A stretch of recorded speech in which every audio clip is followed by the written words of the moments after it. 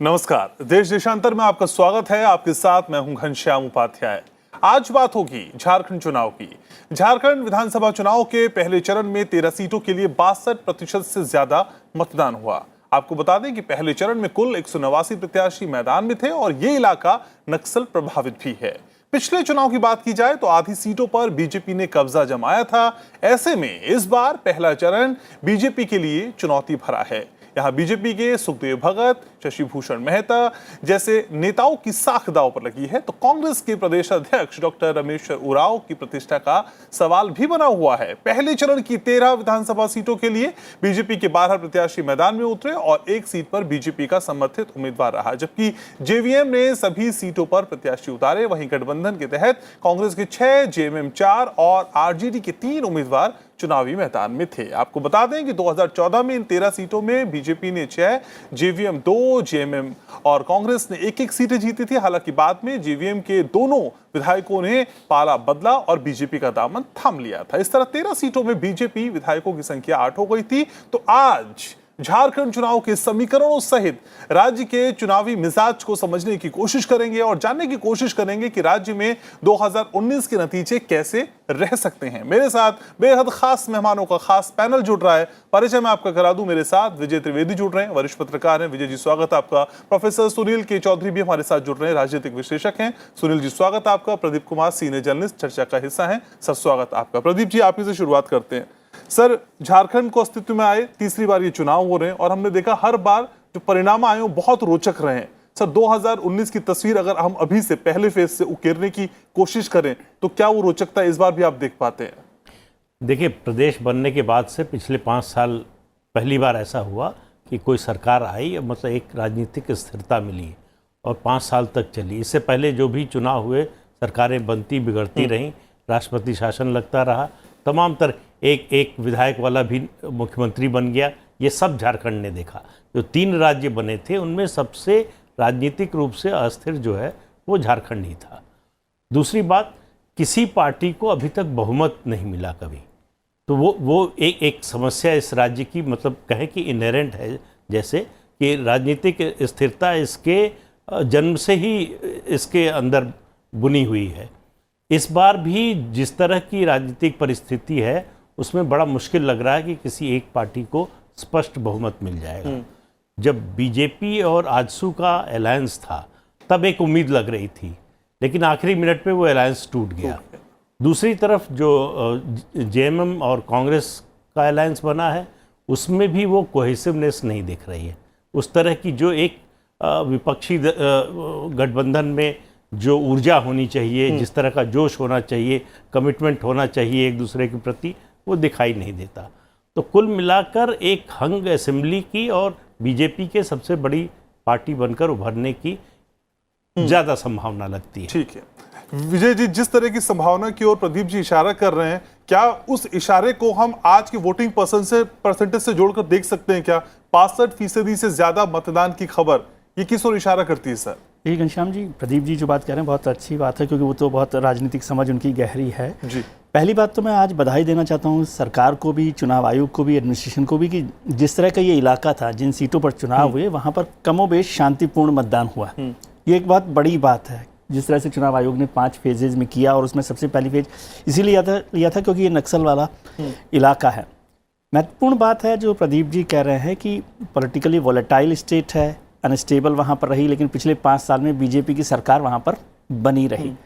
अभी जो स्थिति है वहाँ पर जो इस बार का सबसे बड़ा मुद्दा रहा है वो रहा है आरक्षण का। ओबीसीज को, रिजर्वेशन को लेकर मांग लगातार बढ़ती रही है और उसमें बीजेपी ने अपना कोई जो रोल है या अपना जो एक मैनिफेस्टो की बात थी उसमें बहुत क्लैरिटी नहीं रखी, जबकि कांग्रेस और जो दूसरे दल हैं उन्होंने 27% तक की वहाँ पर बात कर दी है। तो वो एक बड़ा असरकारक फैसला हो सकता है। दूसरी बात जो प्रदीप जी ने जिस बात का जिक्र किया कि इस बार बीजेपी पिछली बार जो आजसू के साथ थी 36 + 6 वहाँ पर सीटें हुई थी 42, इस बार वो नहीं है उनके पास।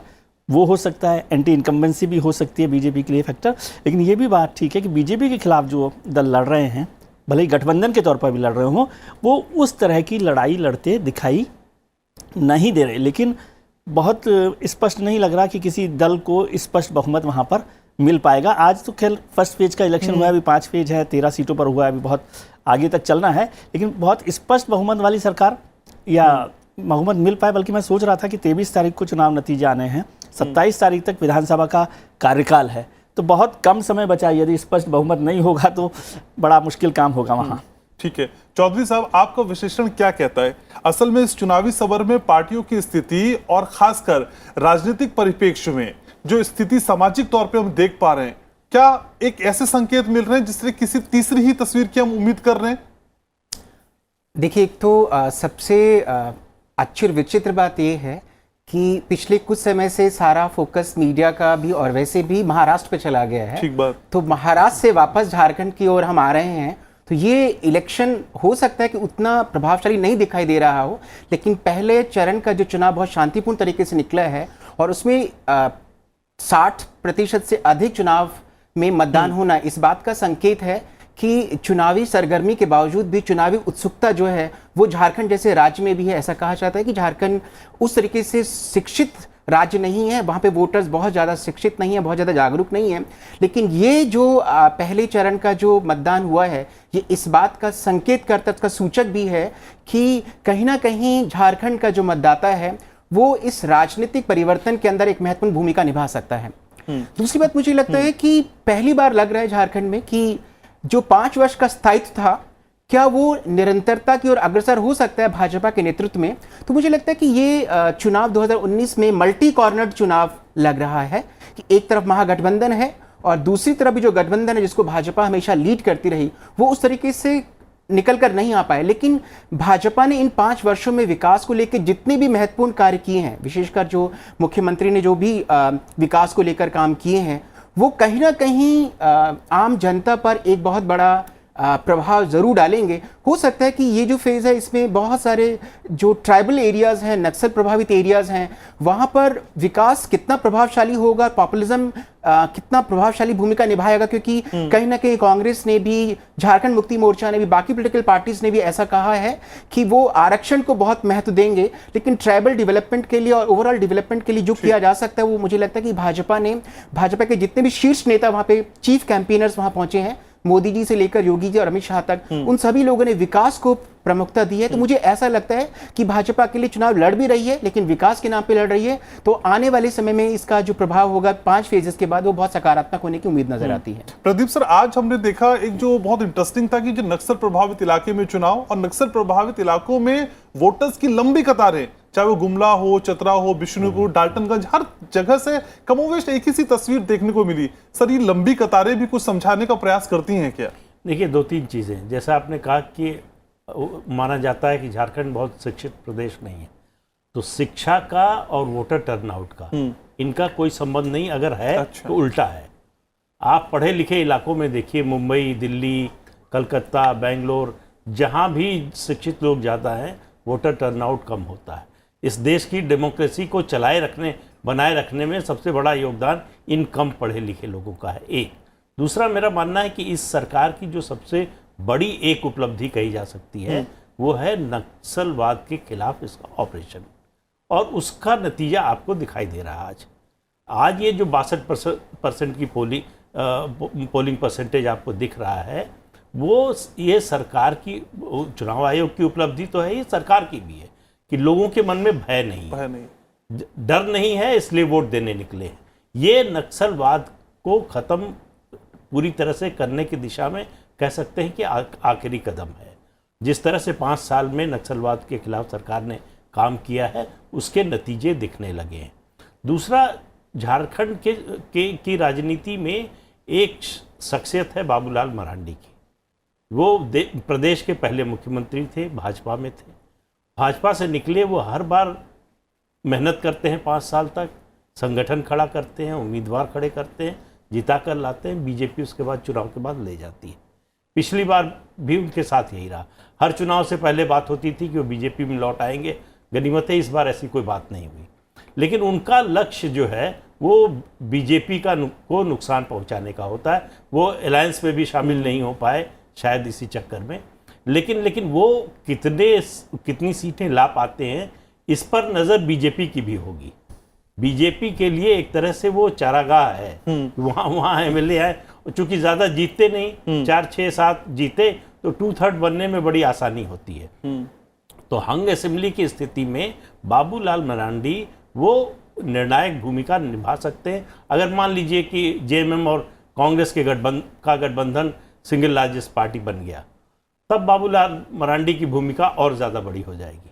तो कुल मिलाकर निर्भर करेगा पहली चीज़ ये कि सिंगल लार्जेस्ट कौन बनता है। अभी जो इंडिकेशंस हैं उनसे लग रहा है कि बीजेपी बन जाएगी, लेकिन अगर इसका उल्टा होता है तो फिर तस्वीर बदल सकती है। ठीक है, लेकिन विजय सर, जो तस्वीर फिलहाल हम समझ पा रहे हैं उसके हिसाब से बीजेपी सिंगल लार्जेस्ट पार्टी हो सकती है, लेकिन क्या सर ये इतना आसान होगा? एक तरफ बीजेपी और दूसरी तरफ जेएमएम भी है, कांग्रेस भी है, आरजेडी भी है, और अजासू का साथ भी नहीं रहा, वो भी छूट गया। सर इतना आसान होने जा रहा है क्या बीजेपी के लिए?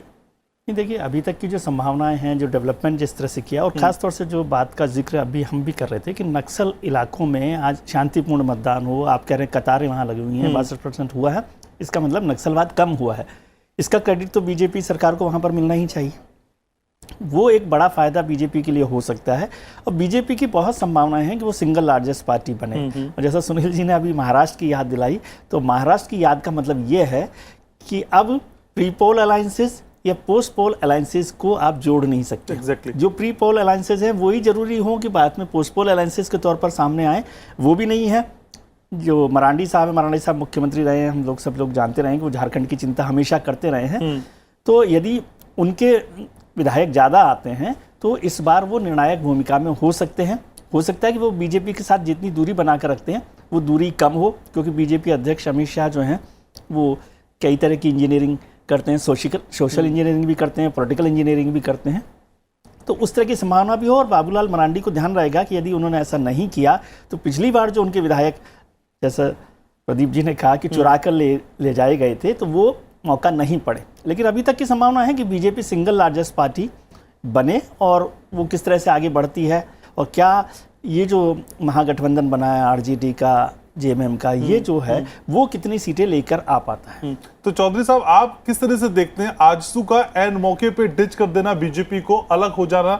क्या ये तस्वीर में कुछ और रंग बिखेर सकता है जो कम से कम प्रतिकूल दिखाई देते हैं बीजेपी के हिसाब से? मुझे लगता है कि एक अच्छी बात इस चुनाव में ये भी आई है कि बीजेपी अकेले ही चुनाव मैदान में आई है।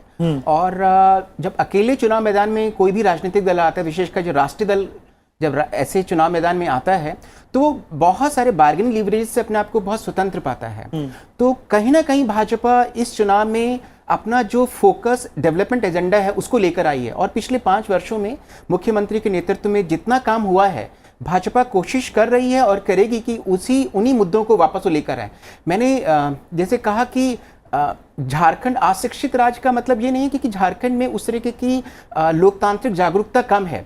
फोकस ये है कि जो मुद्दे होते हैं, जो चुनाव में बहुत सक्रिय भूमिका निभाते हैं, विशेषकर जब हम लोग दिल्ली को या फिर हम लोग महाराष्ट्र को, गुजरात को, उन राज्यों को देखते हैं, या साउथ के कुछ राज्यों को देखते हैं, तो झारखंड बिल्कुल एक डिफरेंट प्रकार का राज्य है। और यहाँ पे जितने भी राजनीतिक दल आए, कांग्रेस अपना मैनिफेस्टो लेकर आई है, तो उसके अंदर फिर वो सारे पॉपुलिस्ट मेजर्स की बात कर रही है।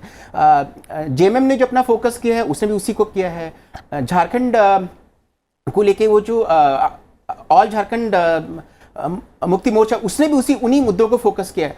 तो इन सब मुद्दों को देखकर भाजपा ने जिन विकास के मुद्दों को बहुत प्राधान्यता दी, और ये बहुत सही बात है कि भाजपा ने कहीं भी रिजर्वेशन की बात नहीं की, लेकिन अमित शाह जी ने और प्रधानमंत्री मोदी जी ने जब वहां पर रैलीज की हैं, तो प्रारंभिक रैलियों में उन्होंने कहा है कि रिजर्वेशन का जो इशू है उसको टेकअप किया जाएगा, लेकिन बहुत इंपॉर्टेंट है एम्प्लॉयमेंट, बहुत इंपॉर्टेंट है विकास, जो वहां पे जितने भी युवा हैं उन लोगों को कैसे इंगेज किया जाएगा एम्प्लॉयमेंट के अंदर।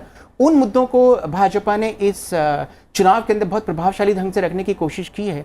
हमें ऐसा लगता है कि जैसे जैसे चुनाव आगे बढ़ेगा, इसका बहुत प्रभाव अनुकूल ही रहेगा, और कहीं ना कहीं भाजपा की जो लीडरशिप है वो इसको चुनाव के वोट के अंदर तब्दील करने की संभावना रख सकती है। लेकिन प्रदीप सर, बीजेपी के साथ अगर मुख्यमंत्री की भी किस्मत को थोड़ा सा समझने की, पढ़ने की कोशिश करें तो कितना दिखाई देता है सर इंपॉर्टेंट? क्योंकि हमने देखा है कि पूरे चुनाव की कमान रघुवर दास के हाथ में थी, टिकट बांटने से लेके कैंपेनिंग से, और देखा भी क्या ऐसे में जो विरोधी दल होगा, विरोधी गुट होगा, जो अंदर काम कर रहा होगा, भीतर खात का खतरा भी बढ़ जाता है रघुवर दास के लिए? क्या नहीं, देखिए, 2014 के पहले की बीजेपी और 2014 के बाद की बीजेपी, उन दोनों की तुलना करेंगे आप तो एक बड़ा परिवर्तन नज़र आएगा जो नरेंद्र मोदी ने मुख्यमंत्री रहते हुए गुजरात में किया। सेंट्रल लीडरशिप की उन्होंने ज़्यादा सुनी नहीं और सेंट्रल लीडरशिप ने फिर उनको काफ़ी फ्री हैंड भी दिया। इसी तरह 14 में प्रधानमंत्री बनने के बाद जिन राज्यों में सरकार बनी वहाँ जो मुख्यमंत्री बनाए उनको पूरा फ्री हैंड दिया, सेंटर से वहाँ दखलंदाजी नहीं हुई। ये हमने महाराष्ट्र में देखा, हालांकि महाराष्ट्र में उसका नुकसान हुआ थोड़ा, महाराष्ट्र में हरियाणा में भी हुआ, लेकिन महाराष्ट्र में फ्री हैंड दिया था देवेंद्र फडणवीस पूरा फ्री हैंड दिया था। इसी तरह से खट्टर साहब को भी दिया गया कि भाई जीत हो या हार हो, जिम्मेदारी आपकी है, लीडरशिप आपकी है, 5 साल आपने सरकार चलाया, जवाबदेह आप हैं। तो इसलिए हम जाके ऊपर से कुछ बदलाव कर दें ये ठीक बात नहीं है। दूसरा एक चीज़ और है, अब उसका आगे कितना फायदा होगा नुकसान होगा कहना मुश्किल है, कि जिस लीडरशिप को भेजा कमान सौंपी उसको उसका राज जो है निष्कंटक बनाने के लिए पार्टी में उसके जो चैलेंजर थे उनको कमजोर किया। तो उसका कभी आपको नुकसान भी होता है, जब एंटी इनकम्बेंसी होती है तो नुकसान होता है, जब प्रो इनकम्बेंसी होती है तो उसका फायदा मिलता है आपको। तो ये झारखंड में देखना होगा कि एंटी इनकम्बेंसी कितनी है। और दूसरा जो विपक्ष का गठबंधन है जेएमएम और कांग्रेस का, उसका तालमेल खास तौर से वोट ट्रांसफर में कितना है, एक दूसरे को वोट ट्रांसफर करा पाते हैं कि नहीं, उससे तय होगा कि उनकी ताकत कितनी उभर कर आएगी। लेकिन विजय सर 2014 और 2019 की बात कर रहे हैं, लोकसभा चुनाव की बात कर रहे हैं, तो बहुत अच्छा परफॉर्म यहाँ पे किया गया बीजेपी की तरफ से। लेकिन सर क्या वो चीज इन चुनावों में दोहराई जा सकती है? क्योंकि हम अक्सर कहते पढ़ते सुनते हैं कि देखिए दोनों चुनाव का मिजाज अलग अलग होता है, लोकसभा के मुद्दे कुछ और, विधानसभा चुनाव के मुद्दे कुछ और। लेकिन पिछले कुछ दिनों में क्या आपको भी ऐसा आभास या एहसास हुआ है कि असल में मुद्दों का भी विलय हो गया है, ट्रेंड ऑफ पॉलिटिक्स बदल रही है, लोकसभा के मुद्दे इन चुनाव में भी हावी हो जाते हैं, ऐसा है क्या सर? बिल्कुल थोड़ा सा हुआ है, क्योंकि जो विकास की बात है, जब डेवलपमेंट की बात होती है तो वो चाहे लोकसभा के चुनाव हो, विधानसभा के चुनाव हो, सब जगह विधानसभा में भी विकास की बात करेंगे, लोकसभा में बात करेंगे, तो वो थोड़े से मुद्दे जो हैं मर्ज भी हो रहे हैं। लेकिन एक चीज़ का मैं जिक्र यहाँ पर करना चाहता हूँ कि 2014 के चुनावों में नरेंद्र मोदी जी ने जो एक चेंज किया, पॉलिटिकल चेंज, जो जिसका प्रदीप जी ने जिक्र किया कि सेंट्रल लीडरशिप से डिसेंट्रलाइजेशन किया, वो तो है ही, लेकिन उन्होंने किया कन्वेंशनल पॉलिटिक्स को चेंज किया। कि जैसे महाराष्ट्र में था कि पहले वहाँ पर केवल मराठा लीडर चलते थे, तो उन्होंने देवेंद्र फडणवीस को बनाया जो नॉन मराठा लीडर थे। हरियाणा में जाट का डोमिनेंस थी, उन्होंने नॉन जाट लीडर को, खट्टर साहब को मुख्यमंत्री बनाया। झारखंड जो ट्राइबल स्टेट मानी जाती थी, वहाँ पे नॉन ट्राइबल को मुख्यमंत्री बनाया। अभी तक के दोनों चुनावों के नतीजे ये आए कि फडणवीस भी जीत गए, खट्टर भी जीत गए, तो ये एक्सपेरिमेंट भी हो सकता है। दूसरी बात, जब झारखंड में ओबीसी के रिजर्वेशन की बात हो रही है, तो इसका मतलब जो बात नरेंद्र मोदी ने 2014 में सोची थी कि एक ट्राइबल स्टेट में भी नॉन ट्राइबल जो कम्युनिटी है उसको ध्यान रखना चाहिए, उसकी बात पर काम करना चाहिए, उस काम को उन्होंने फोकस किया। और ये इस इलेक्शन में दिखाई दे रहा है कि एक ट्राइबल स्टेट में ट्राइबल्स की डिमांड कम है, ओबीसी की डिमांड तो नॉन ट्राइबल डिमांड है, तो उस तरह की डिमांड्स को लेकर काम किया गया है। तो मुझे लगता है कि उसका फायदा भी यहाँ पर हो सकता है। डिसेंट्रलाइजेशन का जो पावर का जो हिसाब है वो मुझे लगता है कि बेहतर होता है। कुछ असंतोष तो होता ही है पार्टी के भीतर, लेकिन जब आप लीडर को पूरा पावर देते हैं काम करने के लिए, तो वो ज़्यादा ताकत लगाकर ज़्यादा जिम्मेदारी के साथ लड़ाई लड़ता है। लेकिन चौधरी साहब, जब झारखंड जैसे प्रदेश की हम बात करते हैं और उसकी चुनावी कैंपेनिंग का जिक्र करते हैं, तो एक तरफ हमें शोर सुनाई दिया स्थायी सरकार का, नक्सलवाद खत्म हो जाएगा, आतंकवाद खत्म हो जाएगा, विकास होगा। दूसरी तरफ हमने जातीयता, सांप्रदायिकता, इस तरह की बातें भी सुनी हैं। इस पूरे परिप्रेक्ष्य में ऐसे कौन से मुद्दे हैं जो आपको लगता है कि वाकई वोटर्स के जहन में, दिलो दिमाग में दस्तक दे जाते हैं? देखिए, वैसे तो जब भी हम विधानसभा के और लोकसभा के चुनाव की बात करते हैं तो राजनीति विमर्श में एक शब्द आता है टेंडम वोटिंग, अर्थात जो वोटर है वो विधानसभा में एक माइंडसेट के साथ जाता है और लोकसभा में वो दूसरे माइंडसेट के साथ जाता है। तो कहीं ना कहीं विधानसभा चुनाव में जो भी स्थानीय मुद्दे होते हैं वो बहुत प्रभावशाली होते हैं और प्रभावकारी भूमिका निभाते भी हैं। उस कॉन्टेक्स्ट में अगर हम देखते हैं तो इसमें जितने भी कैंपेन्स हुए हैं, फर्स्ट फेज के अंदर जो कैंपेन्स हुए हैं, उसमें लगा कि बहुत सारे इश्यूज ऐसे थे जो राष्ट्रीय इश्यूज थे। अगर हम भाजपा के चुनाव कैंपेन को देखें तो भाजपा में मोदी जी की जो रैलीज हुई या फिर अमित शाह जी की जो रैलीज हुई या बाकी स्मृति ईरानी जी की जो बाकी जो रैलीज हुई हैं, उन रैलीज के अंदर चाहे वो अयोध्या का मसला आया हो या 370 का मसला आया हो या विकास का राष्ट्रीय स्तर पर मुद्दा आया हो, वो कहीं ना कहीं रहे। लेकिन मुझे ऐसा लगता है कि झारखंड के केस में वो राष्ट्रीय मुद्दे और स्थानीय मुद्दे दोनों एक स्टेज पे कन्वर्ज करते नजर आए हैं। अच्छा। और वो कहीं ना कहीं राजनीतिक स्थायित्व को को प्रेजेंट करते हैं झारखंड के संदर्भ में, तो उस संदर्भ में हमें ऐसा लगता है कि झारखंड की जो राजनीति है, जो भी प्रारंभिक स्तर है, पहला चुनाव का फेज है, तो कहीं ना कहीं ये आने वाले फेजेस में इसमें बहुत नए चेंजेस देखने को मिलेंगे। और 60% का वोटिंग परसेंटेज मुझे लगता है इस बात का सूचक है कि जो मतदाता है वो बहुत जागरूक होकर आ रहा है, और जहां जहां लंबा पार्टिसिपेशन होता है, बड़ा पार्टिसिपेशन होता है, वो इस बात का सूचक है कि कहीं ना कहीं वो राजनीतिक स्थायित्व की बात करते हैं। और उस फ्रंट्स पर अगर बीजेपी अकेले चुनाव मैदान में आई है तो कहीं ना कहीं उसके पास बहुत सारे ऐसे पॉजिटिव पॉइंट्स हैं, वो कहीं ना कहीं उसको बहुत ज्यादा बेनिफिट्स दे सकते हैं। प्रदीप सर, 19 साल के झारखंड ने 10 मुख्यमंत्री देख लिए, राष्ट्रपति शासन की स्थिति भी बनती है हमने देखी। सर, ऐसे में झारखंड बनने से पहले और बनने के बाद जो सबसे बड़ा मुद्दा मुझे समझ में आता है वो जल, जंगल और जमीन का रहा, और ये सिर्फ मुद्दा नहीं रहा, 3 शब्द नहीं रहे, लोगों की भावनाओं से जुड़ी हुई चीज रही। तो सर, इस भावनाओं को, इस नब्ज को पकड़ पाने में क्या इस कैंपेनिंग में, इस चुनावी अभियान में पार्टियां कामयाब होती नजर आती हैं आपको? देखिए, कोशिश तो कर रही हैं। आप देखिए कि झारखंड ऐसा प्रदेश है जो मिनरल्स के बारे में, प्राकृतिक संसाधनों के संबंध में बड़ा अमीर है, लेकिन प्रदेश गरीब है। उसका बड़ा कारण ये रहा है कि वहाँ उन संसाधनों का इस्तेमाल या जो रॉ मटेरियल है उसका इस्तेमाल कहीं और हुआ। वहाँ इंडस्ट्री उस तरह से जो लगनी चाहिए लगी नहीं। एक बड़ा कारण था कि बिहार का हिस्सा था तो वो उस थोड़ी उपेक्षा भी हुई, वो एक कारण है। लेकिन देखिए, जो नेशनल और स्थानीय मुद्दों की बात हो रही है, नेशनल मुद्दा और राष्ट्रीय नेतृत्व, राष्ट्रीय मुद्दे और राष्ट्रीय नेतृत्व, ये इन दोनों का राज्य के चुनाव में इंक्रीमेंटल असर होता है। आपके पास एक बेस है अगर, तो उसमें वो ऐड कर सकता है। लेकिन अगर बहुत एंटी इनकम्बेंसी है, ये हमने राजस्थान में देखा कि उसको फिर नेशनल जो लीडरशिप है उसको उठाना बहुत मुश्किल हो जाता है। वो एक थ्रेशोल्ड तक ले आते हैं, उसके बाद फिर वो नहीं उठता है। तो जहाँ तक झारखंड की बात है, मुझे लगता है कि नेशनल इश्यूज का भी असर होगा, जो चौधरी साहब कह रहे थे। और ये बात सही है कि वोटर जब वोट करता है तो विधानसभा के लिए अलग तरह से सोचता है, लोकसभा के लिए अलग तरह से सोचता है। और 2014 का फिर मैं एक उस प्रस्थान बिंदु का जिक्र करूंगा कि मोदी के आने के बाद से, मोदी जब अपने लिए वोट मांगने जाते हैं तो वोटर दूसरी तरह से व्यवहार करता है, और दूसरे के लिए मांगने जाते हैं तब उसका व्यवहार थोड़ा अलग होता है।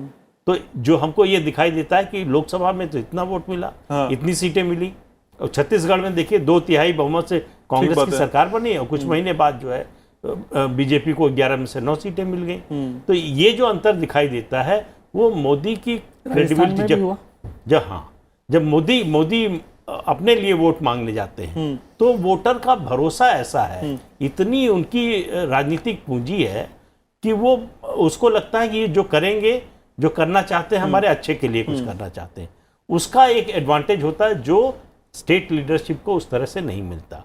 अब उसने जो काम किया है उससे लोग कितना संतुष्ट हैं, इस पर बहुत कुछ निर्भर करता है। विजय सर, झारखंड राजनीतिक अवसरवाद का सबसे बड़ा प्रदेश भी कहा जाता है, और राजनीतिक अस्थिरता यहाँ के लोगों ने खूब झेली है। सर, क्या माना जाए, रघुवर दास ने जिस तरह की मिसाल कायम की, और शायद वही सर एक मुख्यमंत्री रहे होंगे जिन्होंने 5 साल का अपना टेन्योर पूरा किया, उसके बाद क्या ये ललक, ये जिज्ञासा अब इच्छा में तब्दील हो चुकी होगी प्रदेशवासियों के मन में कि देखिए स्थायी सरकार भी एक बहुत बड़ी वजह हो सकती है विकास के लिए, आगे रास्ता दिखाने के लिए? क्या ये भी दिलो दिमाग में चला होगा सर वोटर्स के? विकास की पहली शर्त है कि स्थायी सरकार हो, स्थायित्व हो। और ये स्मॉलर स्टेट्स की बड़ी प्रॉब्लम है कि वहाँ पे पॉलिटिकल इंस्टेबिलिटी होती है, स्थायी सरकारें होती हैं, छोटे छोटे दल होते हैं, तो कोई भी उनको तोड़ सकता है, विधायकों को ले जा सकता है।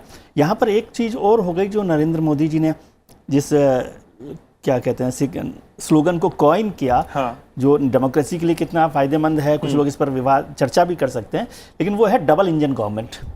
वो डबल इंजन गवर्नमेंट को चलाते हैं कि जहां केंद्र में बीजेपी की सरकार है, राज्य में भी अगर बीजेपी की सरकार होगी तो वो डबल इंजन गवर्नमेंट है, मतलब दोनों जगह एक ही पार्टी की सरकार है। तो वो डबल इंजन जो है वो गाड़ी की रफ्तार को तेज करता है। अब ये जो डबल इंजन का स्लोगन है वो कितना वहाँ पर असर डालता है, वहाँ का जो वोटर है उसको कितना समझता है और वो डेवलपमेंट में उसकी कितनी मदद कर पाएगा, क्योंकि एंटी इनकम्बेंसी फैक्टर भी बहुत होता है। अभी हमने देखा कि महाराष्ट्र में बीजेपी की सीट्स कम हुई, हरियाणा में बीजेपी की सीट्स कम हुई, राजस्थान में उस तरह से कम हुई, मध्य प्रदेश में कम हुई, छत्तीसगढ़ में कम हुई। तो डबल इंजन के बाद भी यदि एंटी इनकम्बेंसी फैक्टर ज़्यादा हावी हो जाता है तो उससे नतीजे बदल सकते हैं, लेकिन डबल इंजन का एक स्लोगन जो है वो वोटर को डेवलपमेंट की तरफ ले जाने वाला होता है। ठीक है चौधरी साहब, आखिरी में आपसे बस ये जानना चाहता हूँ संक्षेप में कि आप इस 62% की तस्वीर जो आप आज दिखा रहे हैं उससे ज्यादा मतदान की, अगले चरण में इस तस्वीर को हम कैसे आंक सकते हैं? क्या ये रेशो बढ़ता हुआ दिखाई देगा? नहीं, अगर ऐसे सेंसिटिव कॉन्स्टिट्यूंसीज में इतना अच्छा पार्टिसिपेशन अगर वोटर्स का हुआ है तो आने वाले जो फेजेस हैं उसमें कॉन्स्टिट्यूंसीज बहुत सेंसिटिव नहीं है, बहुत पीसफुल कॉन्स्टिट्यूंसीज हैं, अर्बन एरियाज ज्यादा हैं, अर्बन सेंटर्स ज्यादा हैं, तो मुझे लगता है वहां पार्टिसिपेशन और ज्यादा होगा, और जितना ज्यादा पार्टिसिपेशन होगा कहीं ना कहीं उस राजनीतिक स्थायित्व की ओर लेके चला जाएगा। और चूंकि भाजपा में लीडर्स ज्यादा हैं, बाकी पार्टीज में मैनेजर्स ज्यादा हैं, मुझे ऐसा लगता है कि भाजपा के समकक्ष अगर कोई एक राजनीतिक दल जो बहुत अच्छी फाइट दे सकता है तो झारखंड मुक्ति मोर्चा है। बाकी मुझे नहीं लगता कि कोई पॉलिटिकल पार्टीज बहुत अच्छे से कॉन्टेस्ट करेगा, कि अगर हम पीछे का इतिहास भी देखें तो भाजपा का परफॉर्मेंस पहले से बहुत अच्छा रहा है और उम्मीद है कि ये परफॉर्मेंस और भी अच्छा रहेगा।